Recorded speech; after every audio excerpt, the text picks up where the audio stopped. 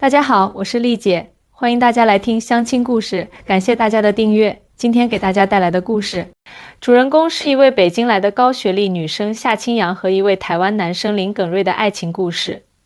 这个故事让我感触很深，因为它打破了很多人对两岸婚恋的刻板印象，也让我看到真爱可以跨越地域文化的鸿沟。夏清阳，北京人，清华大学硕博连读，计算机博士，是那种别人家的孩子。但你别看他学历高，其实从小命运多舛。他5岁那年，父母因为一场车祸双双离世，是爷爷奶奶一手把他拉扯大。爷爷奶奶总说，学习是我唯一的出路。夏清阳曾经这样对我说，我从小就被教育要靠自己，不能依靠别人，特别是男人。所以夏清阳从小就特别拼。小学6年，他次次都是班里第1名。初中3年，他包揽了所有竞赛奖项。高中，他以全校第1的成绩考入清华大学计算机系。研究生阶段，他发表了多篇顶级论文，顺利保送博士，成为导师最得意的学生。但夏清阳的感情生活却是一片空白，我的青春都给了实验室和论文。夏清阳笑着说，30岁了，连恋爱都没谈过一次，真的有点说不过去了。30岁那年，夏清阳的博士论文顺利答辩，毕业在即，找工作也很顺利。几家互联网大厂和研究所向他抛出了橄榄枝，年薪都在50万以上。但就在这时，爷爷突发脑梗，虽然抢救及时没有生命危险，但医生说需要长期休养。我爷爷奶奶年纪大了，我是他们唯一的亲人，我不能不管他们。夏清阳说，于是夏清阳推掉了所有工作机会，决定先照顾爷爷奶奶。这一照顾就是2年。2年里，夏清阳一边照顾爷爷奶奶，一边远程接一些项目，勉强维持生计。眼看着自己都32岁了，爷爷奶奶的身体状况也稳定了，夏清阳开始考虑自己的终身大事。当时我姑姑就说，你这么大年纪了，在北京找对象太难了，要不去台湾试试？台湾那边的男生比较顾家，也不太在意女方的年龄。夏清阳起初是拒绝的，觉得两岸差异这么大，怎么可能发展出感情？但姑姑很坚持，因为姑姑有个闺蜜嫁到了台湾，在台北开了一家相亲公司，专门为大陆的高知女性和台湾男士牵线搭桥。来都来了，万一碰上了呢？抱着这样的心态，夏清阳答应了姑姑的提议，办好了入台证，买了机票。就这样，在2023年初的一天，夏清阳踏上了台北的土地。刚到台北桃园机场，夏清阳就被那种干净整洁的氛围吸引了。和北京完全不一样，这里人少车少，天空特别蓝，空气特别好。姑姑的闺蜜林阿姨亲自到机场接她，把她安排在台北市区一家不错的酒店。你先休息一晚，明天我们就开始安排相亲。林阿姨说，我已经给你挑了几个条件不错的男生，都是有房有车的，家庭条件也很好。第2天早上，林阿姨来酒店接夏清阳去吃早餐，顺便和他聊聊相亲的事情。我们先去吃个早餐吧，台湾的早餐可是一绝，保证让你惊艳。林阿姨笑着说。林阿姨带夏清阳来到一家看起来普普通通的早餐店，店面不大，但是生意特别好，排队的人很多，这么简陋的地方有什么好吃的？夏清阳心里嘀咕着，但还是跟着林阿姨排队，终于轮到他们点餐了。林阿姨熟练地说，2份葱油饼加蛋，2杯豆浆，再来2个蛋饼。不一会儿，早餐就上来了。夏清阳看着眼前的食物，有些怀疑，就这。在北京，他习惯了豪华的早餐，各种粥，各种包子，各种小菜。而这里就几样简单的食物，看起来也不怎么精致。但当他咬了一口葱油饼加蛋，整个人都被惊艳到了。这也太好吃了吧！夏清阳忍不住惊呼，饼是酥的，蛋是嫩的，葱香四溢，还有一种说不出的香气。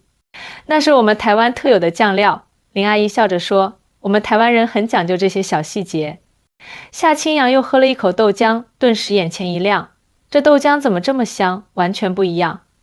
我们这里的豆浆都是现磨的，很多早餐店凌晨3、4点就开始准备了。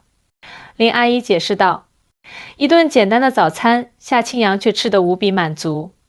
他忽然意识到，台湾的美食文化和大陆有很大不同，大陆讲究的是大而全，而台湾则更注重精而美，即使是最普通的早餐店，也能把简单的食物做到极致。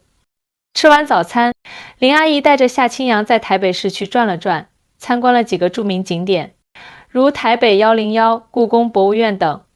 夏清扬发现，台北虽然不如北京那么繁华宏大，但处处都透着精致和人情味。台北给我的感觉就像一个精致的小盒子，麻雀虽小，五脏俱全。夏清扬感叹道。下午林阿姨安排了第一次相亲，对象是一位台湾知名科技公司的技术总监，40岁出头，离异无子女，家境殷实。相亲地点选在了一家高档咖啡厅。夏清扬精心打扮了一番，穿着一身简约大方的连衣裙，化了淡妆，看起来知性又优雅。但是这次相亲却让夏清扬很失望，对方虽然条件不错，但全程都在炫耀自己的资产和地位，对夏清扬的学术背景和兴趣爱好毫不关心。更让夏清扬不舒服的是，对方一直用一种审视的目光看着他，仿佛他是一件待售的商品。他问我愿不愿意放弃工作回家相夫教子，我当场就懵了。夏清扬后来告诉我，我虽然想找对象，但不代表我要放弃我的事业和追求啊。第一次相亲就这样不欢而散。接下来的几天，林阿姨又安排了几次相亲，但都不太理想。有的嫌夏清扬年龄大了，有的对他是大陆人有偏见，有的则是价值观完全不合。我都开始怀疑自己是不是该回北京了。夏清扬说，感觉在台湾找对象比在北京还难。就在夏清扬准备放弃的时候，一个偶然的机会改变了他的命运。那天早上，林阿姨有事不能陪他，夏清扬决定自己去之前那家早餐店吃早餐。他已经爱上了那里的葱油饼夹蛋和豆浆，想在离开台湾前再吃一次。早餐店依旧人头攒动。夏清扬排了半天队，好不容易轮到他点餐，却发现自己忘带钱包了，只能尴尬地站在那里。不好意思，我忘带钱包了，夏清扬窘迫地说。这时，身后传来一个温和的男声，我帮这位小姐付吧。夏清扬回头一看，是一个戴着眼镜的男生，看起来30出头，穿着简单的 T 恤和牛仔裤，笑容很温暖。不用了，谢谢，我回酒店拿钱包再来。夏清扬婉拒道，没关系，就当交个朋友。男生坚持道，我叫林耿瑞，是这家早餐店的常客。在林耿瑞的坚持下，夏清扬接受了他的好意。两人一起找了个位置坐下，意外地聊得很投机。林耿瑞是台湾大学医学院的教授，主攻神经外科，在学术上有不少建树。夏清扬惊讶地发现，他们居然有很多共同话题，从学术研究到生活理念，从电影喜好到音乐品味。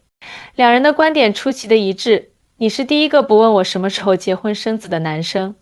夏清扬笑着说，之前相亲的那些人，总是把我当成生育工具，每个人都有自己的价值和追求。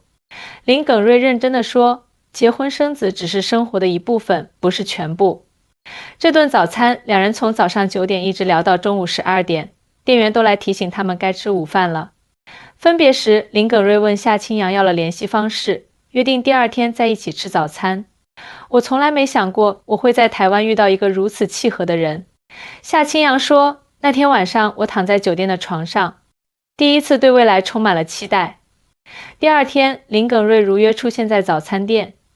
这一次，他带夏清扬去了另一家早餐店，据说那里的蛋饼是全台北最好吃的。我想让你尝遍台北所有特色的早餐，林耿瑞笑着说，这样你就舍不得离开了。在接下来的日子里，林耿瑞每天都会抽出时间陪夏清扬，带他去台北的各个角落，品尝各种美食，参观各种景点。夏清扬发现，台湾的美食文化远比他想象的丰富多彩。台湾小吃真的太厉害了，夏清扬感叹道。牛肉面、卤肉饭、蚵仔煎、臭豆腐、珍珠奶茶，每一样都是绝子，那是当然。林耿瑞骄傲地说，我们台湾虽然地方小，但是美食文化可是相当发达的。很多人误以为台湾经济不行，其实我们的生活质量很高，特别是在饮食方面。在林耿瑞的带领下，夏清扬不仅尝遍了台北的美食，还领略了台湾人的生活方式。他发现，台湾人虽然生活节奏没有北京那么快，但却过得非常精致和有品质。台湾人很会生活，夏清扬说，即使是普通上班族，也会花时间打扮自己的家，研究美食，周末出去郊游。这种生活态度是我在北京很少见到的。2周的时间很快就过去了，夏清阳的入台证即将到期，他必须做出决定，是回北京继续自己的科研事业，还是留在台湾，和林耿瑞发展一段跨海峡的恋情。我真的很纠结，夏清阳说，我在北京有爷爷奶奶需要照顾，有自己的事业规划。但是在台湾，我遇到了林耿瑞，也爱上了这里的生活方式。林耿瑞理解夏清阳的顾虑，他提出了一个折中的方案，先保持异地恋，等彼此更了解后再做决定。感情需要时间和空间去培养。林耿瑞说，我愿意等你，也愿意去北京看你。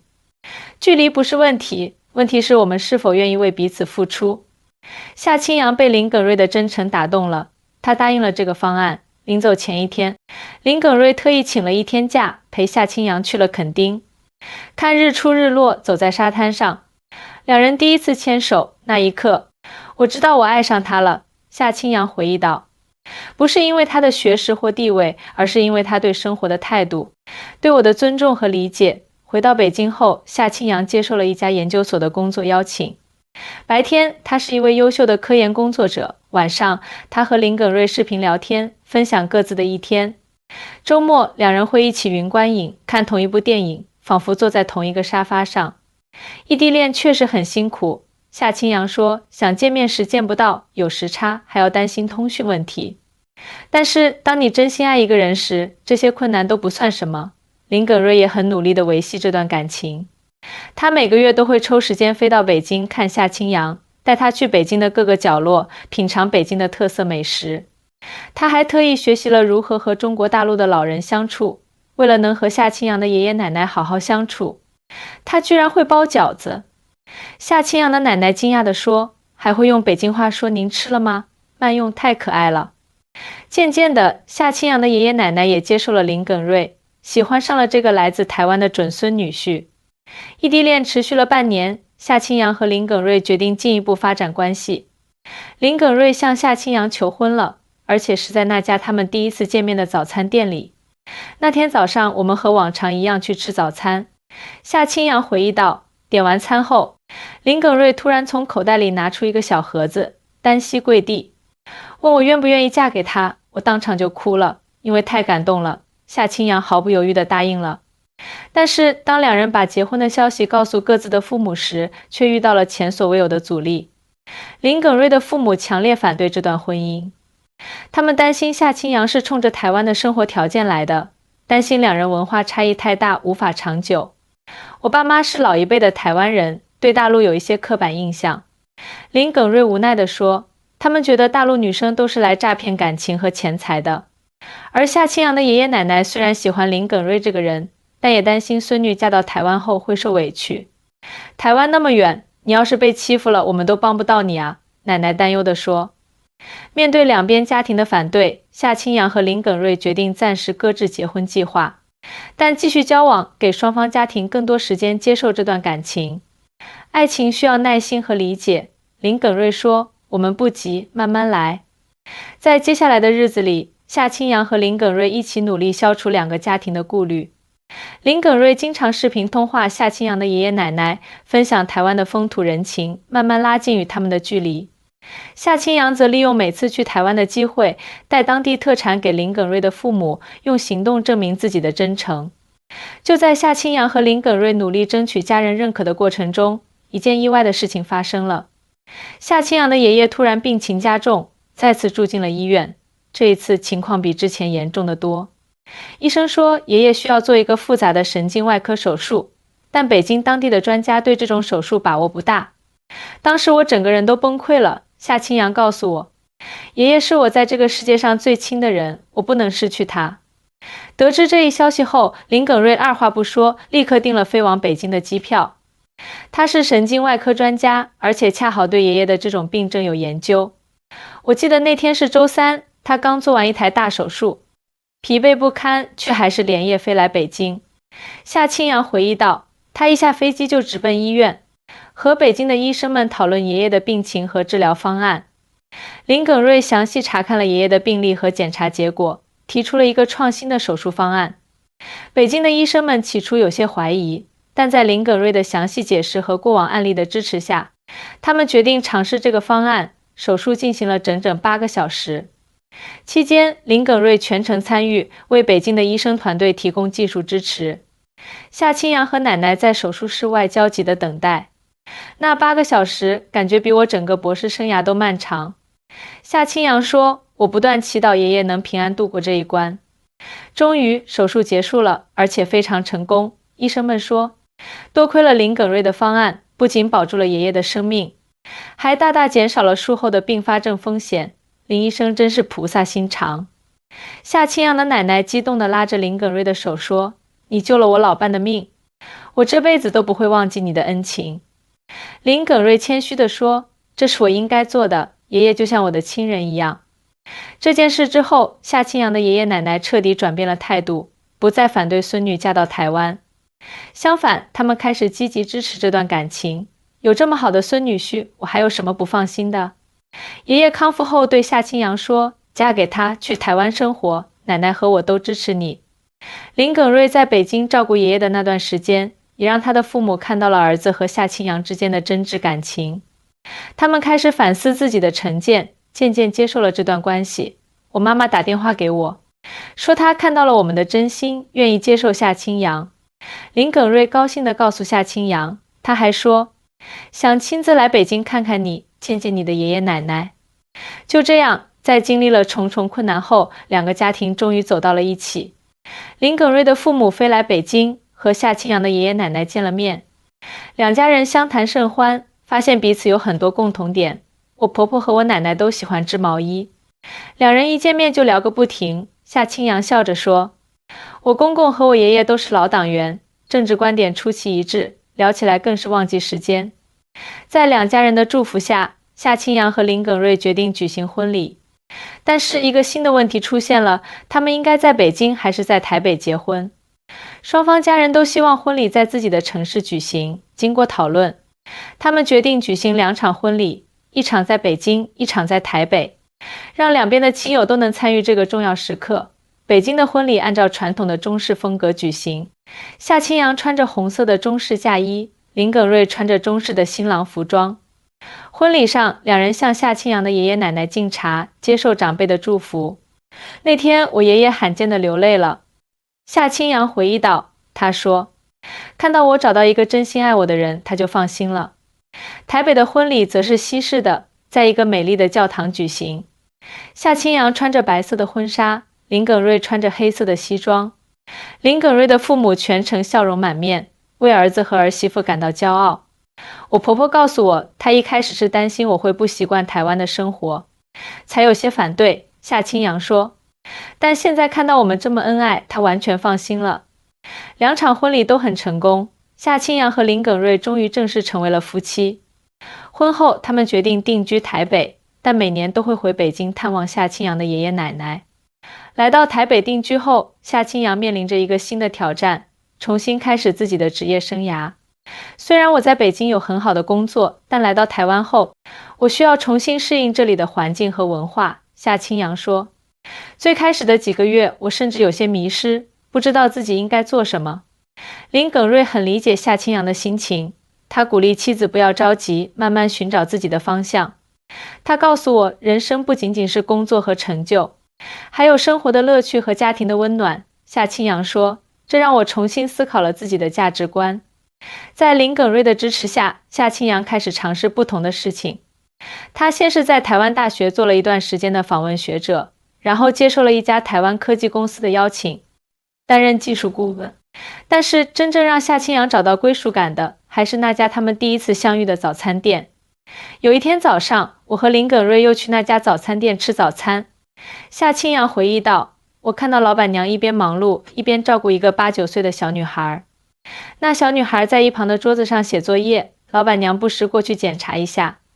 夏清阳好奇地问老板娘，这是怎么回事？老板娘解释说，这是她的女儿，因为没有人照顾，只能带到店里来。她很想辅导女儿功课，但店里太忙，没有时间。那一刻，我脑海中闪过一个想法，夏清阳说，我可以帮助这些需要学习辅导的孩子。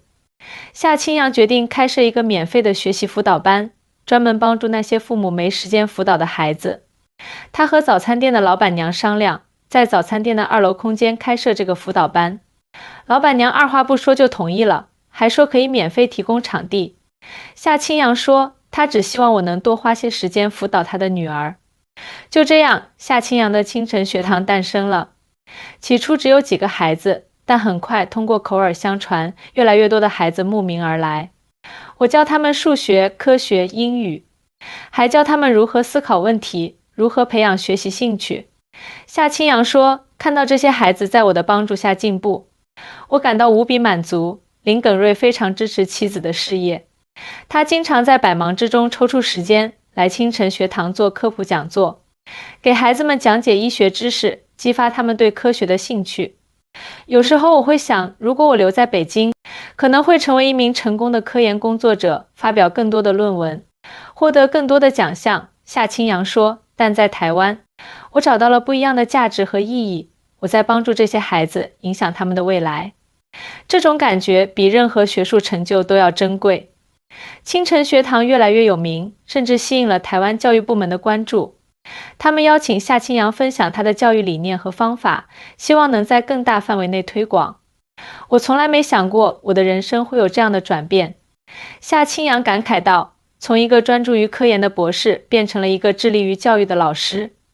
这一切的开始就是那家早餐店，那个偶然的相遇。在台湾生活的这几年，夏清阳不仅找到了自己的事业方向，也深深爱上了台湾的生活方式。台湾人很懂得享受生活，夏清阳说，他们重视家庭时光，珍惜美食，关注社区发展。这些都是我在北京时所缺少的，特别是那些随处可见的早餐店，成为了夏清阳生活中不可或缺的一部分。他和林耿瑞养成了每天早上一起去不同早餐店吃早餐的习惯，这成为他们夫妻生活中最甜蜜的时光。每次吃早餐，我都会想起我们第一次相遇的场景。夏清阳笑着说，那个早晨，那家早餐店改变了我的一生。2年后，夏清阳和林耿瑞迎来了他们的第一个孩子，一个可爱的女儿。我们给她取名叫晨晨，就是为了纪念那个改变我们命运的早晨。夏清阳说，希望她像早晨一样充满希望和阳光。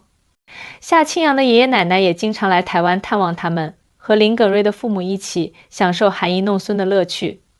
2家人已经完全融为一体，仿佛从来没有过任何隔阂。看到2家老人一起带孙女，我心里满是幸福和感激。夏清阳说，这一切都源于那天早上的那家早餐店，那个偶然的相遇。如今，夏清阳已经完全融入了台湾的生活。他的清晨学堂已经发展成为一个正规的教育机构，帮助了数百名孩子。他和林耿瑞的感情也越来越深厚，他们一起工作，一起生活，一起享受台湾的美食和风景。有人问我，放弃在北京的高薪工作和学术前景，来台湾当一名普通的老师，值得吗？夏清阳说，我的回答是非常值得，因为在这里我找到了真正的幸福和归属感。那么到底是什么让夏清阳做出了这个重大的决定呢？是什么让他愿意放弃在北京的一切，选择留在台湾？说来你可能不信，最打动我的是那家早餐店里的一个小细节。夏清阳说，记得我第一次去那家早餐店吃早餐，看到老板娘给每个顾客的餐点都会配上一张纸巾和一双一次性筷子，而且他会根据顾客的需要，询问他们要不要加辣，要不要加葱，甚至连豆浆的甜度都可以根据个人喜好来调整。这种对细节的关注，对顾客需求的尊重，让我感受到了台湾人的善良和周到。夏清阳继续说，在北京，早餐店通常是标准化的，很少有这么个性化的服务。但真正让夏清阳下定决心的是他后来发现的一个更小的细节。有一天，我特别注意到，老板娘给一位看起来年纪很大的老人送餐时，特意把筷子换成了勺子，还把豆浆的温度调低了一些。夏清阳说，我问他为什么这么做，他说那位老人牙口不好，吃不了太烫的东西，也拿不稳筷子。他记得每个老顾客的习惯和需求，尽可能地满足他们。那一刻，我被深深打动了。夏清阳说，这不仅仅是一种服务态度，更是一种生活哲学。台湾人懂得关心他人，尊重差异，注重细节。这些品质在快节奏的北京生活中往往被忽视了。正是这些看似微不足道的小细节，让夏清扬爱上了台湾的生活方式，也让他下定决心，要留在这个温暖而有人情味的地方。有时候，改变人生的不是什么轰轰烈烈的大事，而是那些日常生活中的小确幸。夏清扬说，就像那家早餐店里的细节一样，看似微不足道，却足以温暖人心，改变命运。现在，夏清扬和林耿瑞已经在台湾生活了5年，他们有了自己的家，有了可爱的女儿，有了各自热爱的事业。夏清扬的清晨学堂已经成为台北知名的教育品牌，它也被誉为两岸教育的桥梁。我经常回想起那个初到台北的早晨，那家改变我命运的早餐店。夏清扬说，我感谢那次偶然的相遇，感谢那些打动我的小细节，更感谢林耿瑞对我的不离不弃。人生就是这样奇妙，夏清扬最后说，有时候一个小小的决定就能改变整个人生的轨迹。而我很庆幸自己做出了留在台湾的决定。我是丽姐，感谢大家的收听。如果你喜欢这个故事，请别忘了点赞、订阅和分享。我们下期再见。